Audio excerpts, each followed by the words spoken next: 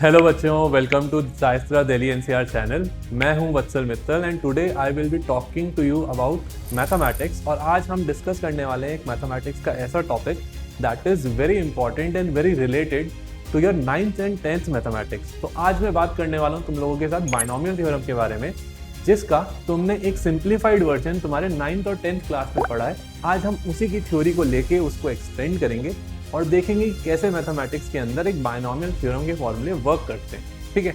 और लास्ट में हम चलेंगे और देखेंगे कि इसी के ऊपर किस टाइप के क्वेश्चंस हमारे आईआईटी एंड नेस्ट के अंदर पूछे जाते हैं। चलो, तो सबसे पहले बात कर लेते हैं आज हम बाइनोमियल थ्योरम की। तो देखो, बाइनोमियल थ्योरम का मतलब क्या होता है। बाइनोमियल थ्योरम का मतलब ये है कि तुम्हारे पास देखो ऐसे दो टर्म्स हैं, है ना। तो a प्लस बी अगर तुम्हारे पास दो टर्म्स हैं तो मैं ये बोलूंगा कि दिस इज बाइनोमियल। बाइनोमियल का मतलब क्या है, दो। तो दो टर्म्स कनेक्ट करने वाला जो भी एक्सप्रेशन होता है ये हमारा बाइनोमियल एक्सप्रेशन होता है। अब बाइनोमियल थ्योरम के अंदर क्या होता है, बाइनोमियल थ्योरम के अंदर हम किसी बाइनोमियल एक्सप्रेशन की किसी भी एक पावर n को, और ये एक इंटीग्रल पावर होती है या फिर न्यूमेरिकल पावर होती है, तो कोई भी एक पावर होगी, इस पावर के एक्सपेंशन के बारे में बात करते हैं और देखते हैं कि इस टाइप के पावर जो होती है, इस टाइप का जो एक्सप्रेशन होता है, अगर मैं इसको एक्सपैंड करूं तो ये किस तरीके के टर्म्स को क्रिएट करता है। फॉर एग्जाम्पल, इसका सिंप्लीफाइड वर्जन जो तुमने 9th और 10th में पढ़ा है उसके बारे में अगर मैं बात करूं तो लेट्स लुक एट दिस। तो तुमने ये पढ़ा है कि नॉर्मली देखो a प्लस बी की पावर 1, तुम्हें पता है a प्लस बी होगा। a plus B whole square की आइडेंटिटी सबने पढ़ रखी है, राइट। तो ये हमारा हो जाता है a square plus 2ab plus B square, ठीक है। ऐसे ही a plus B whole cube की आइडेंटिटी तुमने पढ़ रखी है। तो a plus B whole cube की आइडेंटिटी क्या होगी, a cube plus 3a square B plus 3ab square plus B cube. तो इतनी आइडेंटिटीज तुम लोगों ने पढ़ रखी हैं। अब इन आइडेंटिटीज को अगर तुम देखोगे या इन एक्सप्रेशंस को जब तुम देखोगे तो तुम्हें पैटर्न दिखेगा। अगर पैटर्न बनता हुआ दिख रहा है, इसी सिमिलर टाइप की चीज मैथमेटिशियन है पास्कल, उसने भी डिस्कवर करी थी और फिर उसने दिया था पास्कल ट्राइंगल। तो उसकी बात हम सबसे पहले करते हैं कि क्या पैटर्न तुम लोगों को डिस्कवर होता हुआ दिखेगा, ठीक है। फॉर सिंप्लिसिटी मैं तुम्हारे को a प्लस बी की पावर 4 को भी एक्सपैंड करके दिखा देता हूं, ठीक है। क्यों? क्योंकि अगर a प्लस बी की पावर 4 को मैं एक्सपैंड कर रहा हूं तो इसका मतलब क्या है, मैं ये जो a प्लस बी का होल स्क्वायर इसी का स्क्वायर कर रहा हूं, मतलब यहाँ पे इसका भी स्क्वायर कर रहा हूं, राइट।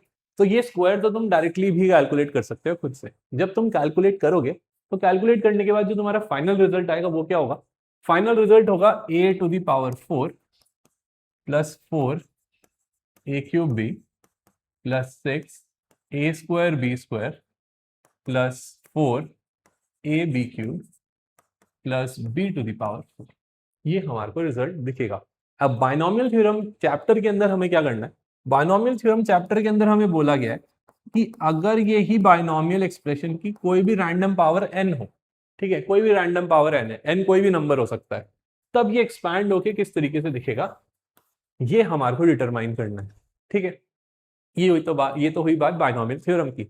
अब देखो पैटर्न क्या बन रहा है उसको ऑब्जर्व करते हैं। तो देखो पैटर्न कैसा बनेगा, पैटर्न बनाते हुए हमारे को दिखेगा कि यहाँ पे अगर पावर 1 है तो ये a और b की हाईएस्ट पावर भी 1 ही होगी, ठीक है।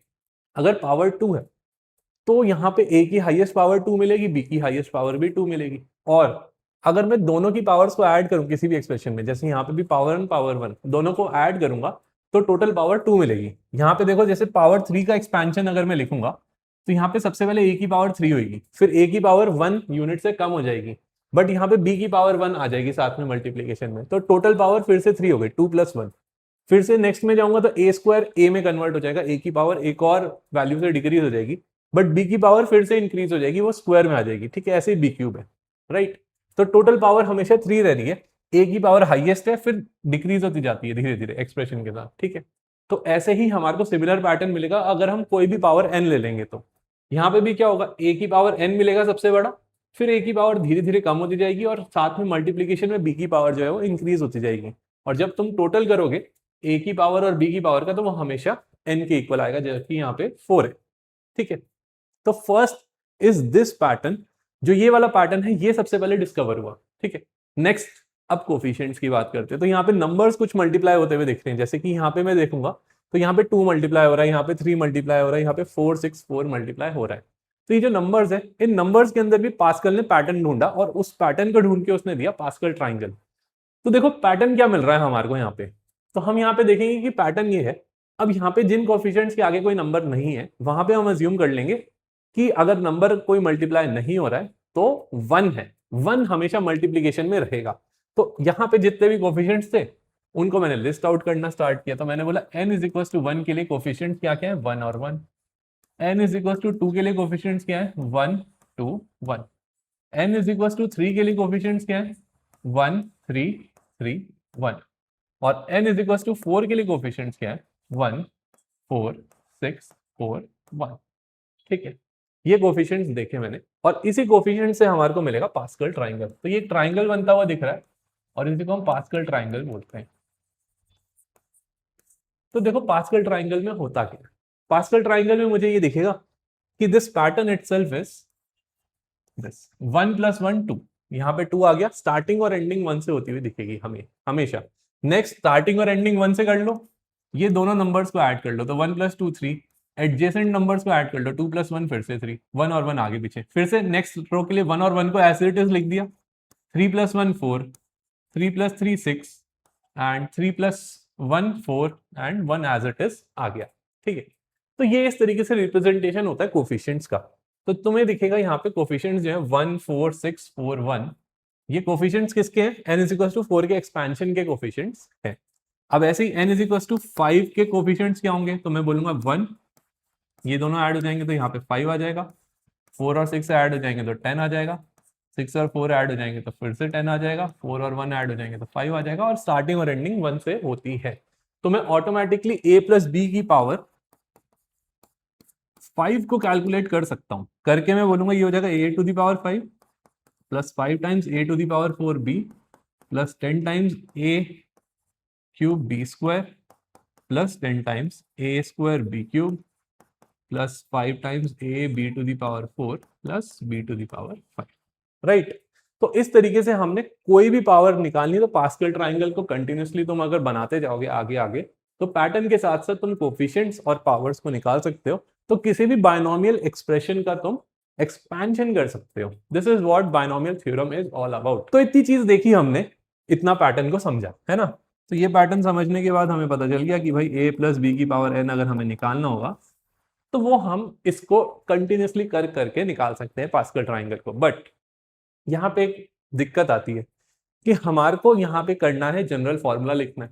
तो अगर मुझे nth पावर का जनरल फॉर्मूला लिखना है तो जनरल फॉर्मूला क्या होगा वो मैं तुम लोगों को बताऊंगा। और वो जनरल फॉर्मूला कैसे आएगा, नाउ यू कैन अंडरस्टैंड कि इसी कॉन्सेप्ट इसी पैटर्न को हम क्या कर रहे हैं, एक मैथमेटिकल फॉर्मूले में रिप्रेजेंट कर रहे हैं। और वो फॉर्मूला क्या है वो अब हम देखते हैं। ठीक है, तो अगर मैं इस फॉर्मूले की बात करूं तो देखो फॉर्मूला क्या है। फॉर्मूला ये है कि मैंने सबसे पहले क्या करा, सबसे पहले फैक्टोरियल की बात करते हैं। फैक्टोरियल क्या होता है ये तुम्हें पता होना चाहिए। देखो फैक्टोरियल का मतलब क्या होता है, एन फैक्टोरियल का मतलब होता है कि 1 से लेकर n तक जितने भी नंबर्स है 1 × 2 × 3 × 4 ऐसे करते करते n तक जितने भी नंबर्स हैं उनको मल्टीप्लाई कर दो। ठीक है, इसी को हम फैक्टोरियल फंक्शन कहते हैं, एन फैक्टोरियल बोला जाता है। ठीक है, ये चीज है। अब फैक्टोरियल फंक्शन अगर ये है तो जैसे कि फॉर एग्जांपल 4 फैक्टोरियल का मतलब क्या है, 4 फैक्टोरियल का मतलब है 1 × 2 × 3 × 4 फैक्टोरियल का मतलब ये। ठीक है, तो ये 4 फैक्टोरियल का मतलब ये होता है दिस। अब यहां से तुम निकाल सकते हो कि इसकी वैल्यू 24 आएगी। ठीक है, तो ये फैक्टोरियल्स हो गए। फैक्टोरियल फंक्शंस हमारे को पता होने चाहिए कि वो होते क्या है। ठीक है, फैक्टोरियल का मतलब ये होता है किसी भी नंबर का फैक्टोरियल लेना, मतलब वहां तक मल्टीप्लाई कर दो। अब क्या करेंगे, अब फैक्टोरियल के बाद हमारे को एक और चीज पता होनी चाहिए, दैट इज कॉम्बिनेशन। कॉम्बिनेशन क्या है, कॉम्बिनेशन भी एक ऑपरेशन ही है। देखो ऑपरेशन, मैथमेटिकल ऑपरेशन का मतलब क्या होता है, मैथमेटिकल ऑपरेशन का मतलब है कि हम कभी भी ऐड कर रहे हैं किसी चीज को, किसी चीज को सब्ट्रैक्ट कर रहे हैं, किसी चीज को मल्टीप्लाई कर रहे हैं। तो यहाँ पे भी मल्टीप्लीकेशन ही है बट वो कंटिन्यूसली एक सीरीज के अंदर है। ठीक है, ऐसे ही कॉम्बिनेशन में क्या होता है, कॉम्बिनेशन का मतलब होता है एनसीआर। तो ऐसे कॉम्बिनेशन कभी भी एनसीआर टर्म लिखी हुई दिख जाए, कॉम्बिनेशन दिख जाए। ठीक है, मैथ्स वालों को आई होप ये चीज पता चल रही होगी, बायो वालों को ये चीज नहीं लगेगी but you will be able to understand with examples कि कैसे हो रहा है। ठीक है, जैसे एनसीआर एक कॉम्बिनेशन का फॉर्मूला होता है, तो एनसीआर कहीं पे भी लिखा हुआ है इसका मतलब होता है कि एन का फैक्टोरियल ले लो अपॉन एन माइनस आर का फैक्टोरियल ले लो इंटू आर का फैक्टोरियल ले लो। This is NCR. तो कोई कहीं पे भी कॉम्बिनेशन अगर लिखा हुआ है इसका मतलब ये होता है। तो ये वाले फॉर्मूले को हमारे को पता होना चाहिए। बस ये दो चीजें पता होने से हमारे को डायरेक्टली बायनोमियल थ्योरम के अंदर पावर एन के कोफिशिएंट्स डायरेक्टली मिल जाते हैं। ठीक है, तो चलो देखते हैं कि एक एग्जांपल से देखते हैं कॉम्बिनेशन वाला फॉर्मूला लगाया कैसे जाता है। तो देखो फॉर एग्जांपल अगर मैं बोलूं कि 5C2 का मतलब क्या है, 5C2 अगर कहीं पे लिखा हुआ दिख जाए हमें तो इसका मतलब क्या है, फैक्टोरियल फॉर्म में मैं इसको चेंज करके बोलूंगा ये हो जाएगा 5 फैक्टोरियल। नीचे मैं इसको बोलूंगा कि 5 minus two N minus R, 5 minus two मतलब 3 फैक्टोरियल इंटू आर फैक्टोरियल मतलब 2 फैक्टोरियल। ठीक है भाई, अब मैंने इसको ऐसे लिखा 5 इंटू 4 इंटू 3 इंटू 2 इंटू 1, 1 से 5 तक मल्टीप्लीकेशन। बट 1 इंटू 2 इंटू 3 जो होता है ये तो मैं हटा के 3 फैक्टोरियल डायरेक्ट लिख सकता था ना, तो इसको मैंने ऐसे लिख दिया 5 फैक्टोरियल को। ठीक है, नीचे वाला 3 फैक्टोरियल ऊपर वाले 3 फैक्टोरियल से कैंसिल हो गया, इंटू 2 फैक्टोरियल को 2 इंटू 1 लिख दिया, यहाँ पे ये कैंसिल हो गया तो यहाँ पे ये बन गया 2। तो फाइनल आंसर क्या आया, 5 इंटू 2 10। तो 5C2 की वैल्यू 10 आती है। तो कहीं पे भी अब हम कोफिशिएंट्स की जब भी बात करेंगे तो कोफिशिएंट्स के अंदर हम कोफिशिएंट्स को 10 नहीं लिखेंगे डायरेक्ट कि इसका कोफिशिएंट 10 था, नहीं, हम लिखेंगे कि इसका कोफिशिएंट 10 नहीं था 5C2 था, ऐसे लिखा जाएगा कोफिशिएंट। ठीक है, तो ये चीज हमारे को समझनी है कि कॉम्बिनेशन के फॉर्मूले को अगर हम लिख रहे हैं कहीं पे भी नंबर्स में तो वो एक फाइनल रिजल्ट ही दे रहा है, पर उस फाइनल रिजल्ट को पैटर्न में लिखने के लिए हम कॉम्बिनेशन के फॉर्मूले का यूज कर रहे हैं। ठीक है, अब बात करते हैं एक्चुअल फॉर्मूले की जो बायनोमियल थ्योरम में हमारे को पढ़ना है। तो एक्चुअल फॉर्मूला जो तुम्हारे को पढ़ना है वो ये है कि अगर तुम्हारे पास लिखा हुआ है a प्लस बी की पावर n, ठीक है, नेचुरली हमें पता है इसका एक्सपेंशन होगा, हमने पैटर्न भी देख लिया कि किस पैटर्न में एक्सपेंशन होना चाहिए। तो फर्स्ट टर्म तो तुम्हें नेचुरली क्या मिलेगी, a to the power n मिलनी चाहिए। अब यहाँ पे तुम्हें पता है पैटर्न के हिसाब से तो कोफिशिएंट 1 होना चाहिए। ठीक है, बट मैं यहाँ पे कोफिशिएंट लिखूंगा NC0। ठीक है, फिर नेक्स्ट वाले के अंदर मैं क्या लिखूंगा NC1।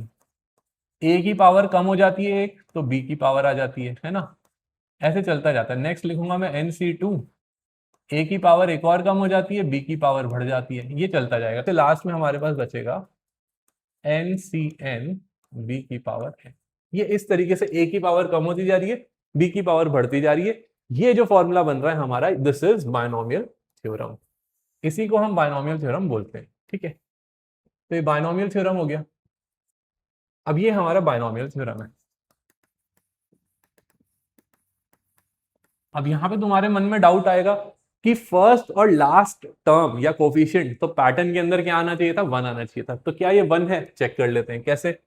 NC0 की वैल्यू चेक करो, NC0 की वैल्यू क्या होगी, n factorial upon n minus 0 factorial, n minus 0 factorial तो n फैक्टोरियल हो गया इंटू 0 फैक्टोरियल। ठीक है, अब 0 फैक्टोरियल की वैल्यू क्या होती है ये तुम्हें पता होना चाहिए। ठीक है, वरना यहाँ पे दिक्कत हो जाएगी। तो देखो यहाँ पे मैं लिख देता हूँ 0 फैक्टोरियल की वैल्यू भी 1 होती है। ये चीज याद रख लो कि 0 फैक्टोरियल की वैल्यू भी 1 होती है। 0 के अलावा नेगेटिव्स के अंदर हम फैक्टोरियल नहीं बनाते हैं। ठीक है, तो अगर n है यहाँ पे तो n की वैल्यू क्या होगी, फैक्टोरियल्स के अंदर n की वैल्यू हमेशा 0 या 0 से बड़ी ही होगी। हम नेगेटिव नंबर्स के लिए फैक्टोरियल्स नहीं लिखते हैं। ठीक है, तो ये चीज तुम्हें ध्यान में रखनी है, 0 फैक्टोरियल की वैल्यू 1 होती है। तुम चाहो तो इंटरेस्टिंगली इसका प्रूफ भी देख सकते हो कि 0 फैक्टोरियल की वैल्यू 1 क्यों होती है। ठीक है, ये चीज भी तुम देख सकते हो।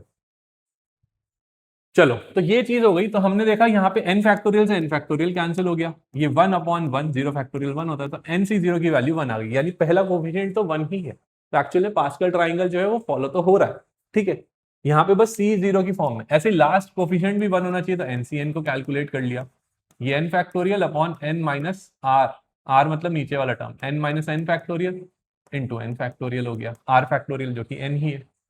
ठीक है, NCR होता था, तो n और r की वैल्यू नीचे दे रखी है, n है यहाँ पे 0 है, तो एज इट इज फॉर्मूले को पुट किया तो हमारे को मिला n factorial upon 0 factorial n factorial, ये कैंसिल हो गया, ये बन गया 1/1, ये आंसर आ गया। ठीक है, अब ये जो आंसर है इस आंसर के साथ हम क्या बोलेंगे, दोनों ही कोफिशिएंट्स 1 है, लास्ट और फर्स्ट के। ठीक है, तो इस तरीके से जब भी तुम्हारे को पावर n के लिए कोफिशिएंट्स निकालने हैं तो कोफिशिएंट्स तुम बायनोमियल थ्योरम को यूज करके निकालोगे। राइट, चलो, तो यहां तक बात हुई क्लियर कि किस तरीके से हम बायनोमियल थ्योरम के फॉर्मूले को अप्लाई करते हैं। ठीक है, अब ये जो बायनोमियल थ्योरम का फॉर्मूला है, this is the main formula of the chapter. इसी फॉर्मूले के अंदर से हम नई नई चीजों को अलग अलग तरीके से डिराइव करेंगे। ठीक है, तो सबसे पहले डिराइव करते हैं हम a प्लस बी की पावर n अगर हमें दे रखा है तो एक्सपेंशन के अंदर नंबर ऑफ टर्म्स की बात करी जाएगी। ठीक है, तो हम सबसे पहले देखेंगे कि इस एक्सपेंशन में कितनी नंबर ऑफ टर्म्स हैं। तो देखो, सबसे पहले मैंने बोला यहां पे देखो, नंबर ऑफ टर्म्स की अगर मैं बात करूं तो पावर अगर 2 है, यहां पे देखना पावर 1 है तो 2 टर्म्स हैं, 2 टर्म्स हैं, ध्यान से देखो, है ना, एक टर्म पहली टर्म और दूसरी टर्म, राइट। अब अगर मैं बोलूं कि पावर है 2, पावर 2 है तो 3 टर्म्स है, 1 2 3, 3 टर्म्स है, तो 3 टर्म्स आ रही हैं। पावर अगर 3 है तो 1 2 3 4 टर्म्स आ रही है, 4 टर्म्स आ रही है। ठीक है, तो यहां से एक पैटर्न बनता हुआ दिख रहा है। n में कितनी होंगी, n प्लस 1 टर्म्स होंगी, n प्लस 1 टर्म्स होंगी। तो कभी भी number of terms in binomial expansion पूछा जाएगा तो हम बोलेंगे कि हमेशा n प्लस 1 टर्म्स होती हैं। तो यहां से हम बोलेंगे number of terms, number of terms in binomial expansion.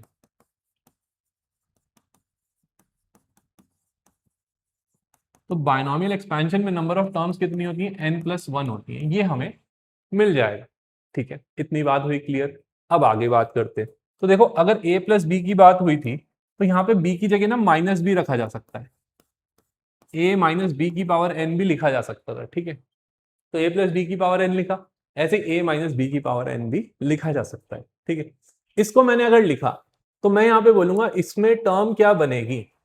Term अगर मुझे बनानी है, कोई भी रैंडम टर्म अगर मुझे बनानी है तो मैं क्या करूंगा, तो मैं ये बोलूंगा कि दिस इज बी, जहां जहां पे बी था वहां वहां पे माइनस बी से रिप्लेसमेंट कर दो, जहां पे बी था वहां माइनस बी से रिप्लेसमेंट कर दिया, यहाँ पे बी था ही नहीं तो माइनस बी आएगा नहीं, तो ये तो N C zero A to the power N हो गई। यहाँ पे बी को माइनस बी से रिप्लेस किया तो ये बन गया minus N C one A to the power N minus one B. ठीक है, लास्ट, अब यहाँ पे b को माइनस बी से अगर मैं रिप्लेस भी करता हूं तब भी क्या होगा, तब भी हमारे को माइनस बी का स्क्वायर क्या होता है, पॉजिटिव। तो यहाँ पे माइनस का स्क्वायर पॉजिटिव होता है, इसलिए पॉजिटिव नेगेटिव में कन्वर्ट नहीं होगा, ये पॉजिटिव ही रहेगा। तो मैं बोलूंगा N C two A to the power N minus two B square. ठीक है, ऐसे चलता जाएगा, इस तरीके से ये चलता जाएगा, ये चलता गया। ठीक है, तो यहाँ पे पैटर्न दिखेगा plus minus plus minus plus minus plus, इस तरीके से ऑल्टरनेटिव प्लस माइनस लग जाएंगे इस टाइप के बायनोमियल एक्सप्रेशन में। ठीक है,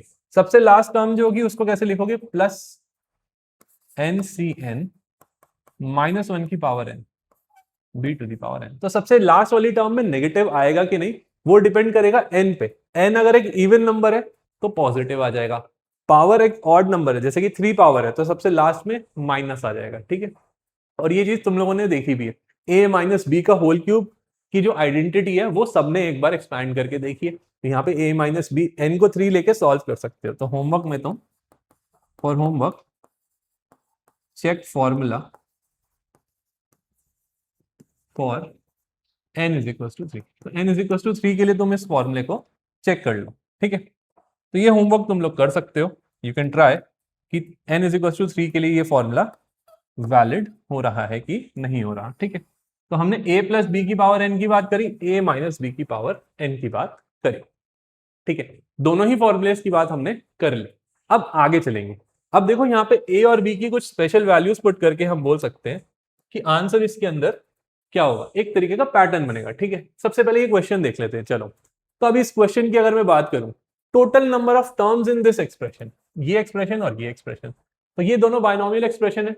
इन दोनों बायनोमियल एक्सप्रेशन को एक्सपैंड करूंगा पहले मैं, और इसको एक्सपैंड करने पे और इसको एक्सपैंड करने के बाद जितनी भी टर्म्स होंगी उनको ऐड करूंगा तो टोटल नंबर ऑफ टर्म्स क्या होंगी ये बतानी है। ठीक है, तो सबसे पहले मैंने x प्लस ए की पावर 100 को एक्सपैंड किया, इसको एक्सपैंड किया तो मेरे को मिला 100 c0 x to the power 100 plus 100 c1 x to the power 99a and so on. ये चलता गया, कहां तक गया, लास्ट टर्म क्या बनेगी, 100 c 100 a to the power 100, ये बन गया। x माइनस ए की अगर मैं बात करूंगा तो मेरे को मिलेगा x माइनस ए की power 100 is equal to 100 C0 x की पावर 100 माइनस 100C1 x की power 99a and so on, ऐसे चलता जाएगा। लास्ट टर्म क्या होगी? लास्ट टर्म होगी 100C100 a to the power 100। ठीक है, अब दोनों को ऐड किया जाएगा, तो ऐसे मैं ऐड कर देता हूं, दोनों इक्वेशंस को क्या करता हूं, एक दूसरे में ऐड कर देता हूं। जब दोनों इक्वेशंस को एक दूसरे में ऐड किया, ऐड करने पे क्या होगा, दोनों को ऐड किया तो यहाँ पे तो बन गया x प्लस ए की power 100 plus x minus A की पावर 100। ठीक है, ये दोनों ऐड हुए तो बन गया 2 टाइम्स 100C0 x की पावर 100। ठीक है, ये कैंसिल हो गया आपस में। ठीक है, नेक्स्ट वाली टर्म क्या बनेगी, 2 टाइम्स 100C2 x की पावर 98a², ये बन जाएगा। तो देखो C1 वाली पावर कैंसिल हो गई, पार्ट कैंसिल हो गया, फिर ये बच जाएगा। नेक्स्ट क्या होगा, इसके बाद वाला प्लस में होगा, ये नेगेटिव है, ये यहाँ पे प्लस में होगा। ठीक है ना, तो क्योंकि नेगेटिव आने के बाद ये तो प्लस में ही था हमेशा से, ये वाला प्लस में आ जाएगा वापस से, तो फिर से ऐड होके 2 टाइम्स हो जाएगा। ठीक है, तो इस तरीके से चलती रहेंगी टर्म्स। उसके बाद नेक्स्ट टर्म क्या बनेगी, उसके बाद नेक्स्ट टर्म फिर से 2 जाने के बाद ये बन जाएगी 2 times 100C4 x to the power 96 a to the power 4 and so on, चलता जाएगा। कहां तक जाएगा, ये जाएगा हमारा 100C100 a to the power 100। ठीक है, तो इस तरीके से हमने बायनॉमियल थ्योरम लगा के ये पूरी टर्म को क्या कर दिया, निकाल लिया। अब यहाँ पे नंबर ऑफ टर्म्स की बात करूं तो मैं बोलूंगा 0 है, 0 वाली टर्म आ रही है, C2 वाली टर्म आ रही है, C4 वाली टर्म्स आ रही है, ऑल्टरनेट टर्म्स आ रही है 100 तक। तो 100 तक की ऑल्टरनेट टर्म्स अगर मैं 2 से काउंट करना स्टार्ट करता तो 50 होती। ठीक है, बट क्योंकि मैंने 0 से काउंट करना स्टार्ट किया, इसलिए यहाँ पे नंबर ऑफ टर्म्स हमारे को क्या मिलेंगी, 51 मिलेगी। तो ऑल्टरनेट टर्म्स अगर मैं 1 से काउंट करना या फिर 2 से काउंट करना स्टार्ट करता तो ये 50 होती, बट 0 से काउंट कर रहा हूं तो हमारे पास 51 टर्म्स यहाँ पे आ जाएंगी। ठीक है, तो इस तरीके से नंबर ऑफ टर्म्स की काउंटिंग तुम लोग कर सकते हो। अब आगे बात करते हैं। अब देखो आगे मैं क्या करूंगा, ये जो बायनॉमियल एक्सप्रेशन है, इसी बायनॉमियल एक्सप्रेशन के अंदर what we will do here is, इसी बायनॉमियल एक्सप्रेशन में we will add, we will put a is equals to 1 and b is equals to x। तो a is equals to 1, b is equals to x put किया मैंने, है ना। a is equals to 1, b is equals to x put किया, तो यहाँ पे मुझे मिलेगा 1 प्लस एक्स की पावर n। तो ये भी एक स्टैंडर्ड फॉर्मूला है जो हमारा बहुत सारी जगह यूज होता है। इसको मैं लिखूंगा nc0 plus nc1x plus nc2x² and so on. ठीक है, कहां तक जाएगा, ncn x to the power n, right. अब ऐसे ही 1 माइनस एक्स की पावर n भी लिखा जा सकता है, सेम वही कंसेप्ट है, a प्लस बी की पावर n और a माइनस बी की पावर n का जो बायनॉमियल का फॉर्मूला था वही चीज करिए, बट a और b की कुछ फिक्स्ड वैल्यूज पुट कर दी। nc0 plus n minus nc1x plus nc2x² ऐसे चलता जाएगा, प्लस ncn माइनस 1 की पावर n x की पावर n, ये चीज हो जाएगी। ठीक है, तो ये चीज हुई। तो हमने क्या करा, हमने यहां पे ये देखा कि वही चीज है कि a की पावर n तो अब कुछ मैटर ही नहीं किया ना, 1 की पावर कुछ भी लो तुम्हारा आंसर तो 1 ही आएगा, तो यहाँ पे x की पावर्स ही बस दिखेंगी। ठीक है, अब अगर मैं और आगे इसको एक्सपैंड करूं या और आगे इसको अप्लाई करूं, तो मैंने बोला पुट, नेक्स्ट में क्या कर सकता हूं, put a is equal to 1 and b is equal to 1। तो a को भी 1 पुट कर दिया और b को भी 1 पुट कर दिया, तो क्या होगा, तो a और b दोनों को 1 पुट करने पे मेरे को मिलेगा यहाँ पे 2 की power n is equal to nc0 plus nc1 plus nc2 and so on. ठीक है, ये कहां तक, ncn तक ये मिल जाएगा। तो इसको मैं क्या बोल सकता हूं, इसको मैं बोल सकता हूं sum of coefficients, sum of coefficients. तो जितने भी कोफिशिएंट्स हैं हमारे बायनॉमियल थ्योरम के या बायनॉमियल एक्सपेंशन के, सारे कोफिशिएंट्स का अगर मेरे को सम चाहिए तो वो हमेशा 2 टू द पावर n के इक्वल होता है, यानी nc0 प्लस nc1 इन सबका सम है 2 टू द पावर n। ठीक है, अब इस वाली टर्म के अंदर दोनों को 1 पुट किया, तो यहां पे क्या बनेगा, 0 to the power n is equal to nc0 minus nc1 plus nc2, कहां तक जाएगा, प्लस ncn माइनस 1 की power n x to the power n, ये हमारे पास बनेगा। ठीक है, अब ये जो एक्सप्रेशन बन रहा है, इस एक्सप्रेशन के अंदर मैं क्या बोलूंगा, इस एक्सप्रेशन में मैं ये बोलूंगा यहाँ पे 0 to the power n is equal to this. अब यहाँ पे देखो ऑड और इवन टर्म्स मिल रही हैं हमारे को, है ना, ऑड और इवन टर्म्स मिल रही हैं। तो इन दोनों को अगर मैं ऐड कर दूं, इन दोनों को अगर मैं ऐड कर दूं, इन दोनों को अगर मैं ऐड कर दूं तो क्या बनेगा, 2 to the power n is equal to, ये तो सेम हो जाएगा तो 2 टाइम्स nc0, ये कैंसिल हो जाएगा तो यहां पे बन जाएगा 2 times nc0 plus nc2 plus nc4 and so on, इस तरीके से चलेगा। ये कितनी टर्म्स हो गई, ये सारी कौन सी टर्म्स हो गई, ये नीचे इवन कोफिशिएंट्स वाली टर्म हो गई। तो यहाँ पे r की वैल्यू जहां जहां पे इवन थी 0 2 4, जितनी भी ऑल्टरनेट टर्म्स हैं, ऑल्टरनेट टर्म्स का सम कितना आएगा वो हम निकाल सकते हैं। वो कितना आ जाएगा, यहाँ पे 2 को यहाँ पे डिवाइड कर दो तो 2 to the power n upon 2 अगर तुम करोगे तो ये बन जाएगा 2 की पावर n माइनस 1, एक पावर रिड्यूस हो जाएगी, is equal to nc0 plus nc2 plus nc4 and so on. इस तरीके से ऑल्टरनेट कोफिशिएंट्स का सम जो होता है वो 2 की पावर n माइनस 1 आता है। ये रिजल्ट हमारे को मिल जाएगा, ठीक है। अब इसी रिजल्ट को तुम कैसे निकाल सकते हो, अगर तुम दोनों इक्वेशंस को सब्ट्रैक्ट करो। तो अगर दोनों इक्वेशंस को सब्ट्रैक्ट करोगे, इन्हीं दोनों इक्वेशंस को सब्ट्रैक्ट करो, ये तो ऐड किया था, अब सब्ट्रैक्ट करो। सब्ट्रैक्ट करोगे तो क्या आएगा, सब्ट्रैक्ट करने में तुम्हारे पास आएगा 2 to the power n, ये था nc0 plus nc1 and so on, ऐसे था, प्लस nc2 प्लस ये, ठीक है, ncn, ये था 0 to the power n का मतलब था nc0 minus nc1 plus nc2 plus ncn minus 1 की पावर n, ये था। अब यहां पे क्या करा मैंने, अब यहां पे मैंने बोला ऐड करने की बजाय यहाँ पे x की पावर मत लगाना, x की पावर नहीं होगी, है ना, x की पावर यहाँ पे नहीं होगी, बस कोफिशिएंट्स ही होंगे सिर्फ। अब मैंने क्या करा, दोनों को सब्ट्रैक्ट कर दिया, सब्ट्रैक्ट किया तो इसमें से ये माइनस किया तो again 2 to the power n हो गया, यहाँ पे इसमें से ये माइनस किया तो ये तो कैंसिल हो गया, ये कैंसिल हो गया, यहाँ पे ये क्या बन गया 2 टाइम्स nc1, फिर ये इससे कैंसिल हो जाएगा सब्ट्रैक्ट करने पे, नेक्स्ट क्या बनेगा nc3, नेक्स्ट बनेगा nc5 एंड सो ऑन। जितने भी r की वैल्यूज ऑड है, ऑड वाला ऑल्टरनेट पैटर्न जो था फिर से ऐसा ही बन गया। अब 2 को यहाँ पे फिर से डिवाइड कर दो तो 2 की power n minus 1 is equal to आ जाएगा nc1 plus nc3 plus nc5 and so on. तो जितने भी ऑल्टरनेट कोफिशिएंट्स हैं जहां पे नीचे ऑड टर्म्स आ रही हैं और जितने भी ऑल्टरनेट कोफिशिएंट्स हैं जहां पे इवन टर्म्स आ रही हैं, ये दोनों ही 2 to the power n minus 1 के इक्वल होती हैं। ये हमारे को एक चीज देखने को यहाँ पे मिल जाएगी, ठीक है। तो ये एक और रिजल्ट है जो हमारा बायनोमियल थ्योरम से ही निकल के आता है, ठीक है, ये बायनोमियल थ्योरम का रिजल्ट है और नेक्स्ट वाला भी हमारा ये बायनोमियल थ्योरम का रिजल्ट है, ठीक है। इतने रिजल्ट की बात हम बायनोमियल थ्योरम में करते हैं। तो हमने पहले बात करी कि किस तरीके से एक पैटर्न दिख रहा है बायनोमियल एक्सप्रेशन के अंदर, जैसे जैसे पावर्स को मैं बढ़ा रहा हूं और फिर उन पावर्स को बढ़ाने के बाद क्या कोफिशिएंट्स होंगे ये हमने देखा, ठीक है। अब जब हमने कोफिशिएंट्स देखे, इन कोफिशिएंट्स को देखने के बाद हम देखते हैं कि हाँ इन कोफिशिएंट्स के साथ साथ क्या हो रहा है, एक फाइनल रिजल्ट हमारे को देखने को मिल रहा है। और ये जो फाइनल रिजल्ट देखने को मिल रहा है, ये सारे रिजल्ट्स तुम्हारे एग्जाम की क्वेश्चंस के अंदर एज अ डायरेक्ट फॉर्मूला काम आते हैं, ठीक है।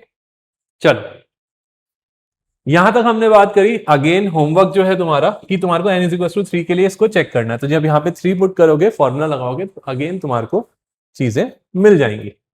अब बात करते हैं हमारे क्वेश्चन की। तो देखो आईआईटी के अंदर तुम्हारा 2024 में इसी फर्स्ट कंसेप्ट या फर्स्ट टॉपिक के ऊपर एक क्वेश्चन पूछा गया है और इस क्वेश्चन के अंदर तुम्हारे से क्या पूछा है, the value of 23C0, 23C2, 23C4 ऐसे करते करते इन कोफिशिएंट्स के सम की वैल्यू पूछी है। अब देखो यहां से तुम्हारे को एक पैटर्न दिखेगा कि n=23 है सबसे पहले तो सम ऑफ कोफिशिएंट्स में, ठीक है। और ये वाला फॉर्मूला तुम्हें दिखेगा कि 0 2 4 ऑल्टरनेट कोफिशिएंट्स का सम पूछा गया है। तो ऑल्टरनेट कोफिशिएंट्स का सम तुम कैसे निकालते हो, तुम ऑल्टरनेट कोफिशिएंट्स के सम के लिए तुम बोलते हो कि ठीक है 2 to the power n-1 होता है nc0 plus nc2 plus nc4 and so on, alternate coefficients का सम। n की वैल्यू 23 डाल दो तो 2 की पावर 22 जो होगा वो हमारे को मिलेगा 23C0 plus 23C2 plus 23C4 and so on, ठीक है।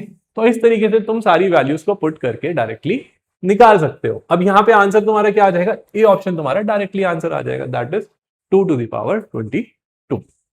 ठीक है, तो ये जो है हमारा, this was the first topic and introduction of binomial theorem. तो इस टॉपिक के साथ तुम लोगों को देखना है कि how you can apply the coefficients and how you can expand a binomial theorem. I hope सबको यहां तक सारे टॉपिक्स क्लियर हो गए हैं। और अगर तुम्हें भी मजा आया पढ़ के ये फर्स्ट टॉपिक को बायनोमियल थ्योरम के, तो तुम आ सकते हो हमारे दिल्ली सेंटर के शाइस्त्रा ऑफलाइन बैच के अंदर, जहां पे मैं तुम लोगों को पढ़ाने वाला हूं मैथमेटिक्स। और ज्वाइन कर सकते हो आवर दिल्ली सेंटर, जहां पे ऑफलाइन का फर्स्ट ओरिएंटेशन सेशन होने वाला है तुम्हारा 29 जुलाई को। तो वेट क्यों कर रहे हो, आ जाओ फटाफट सेंटर में और मिलते हैं यहीं पे।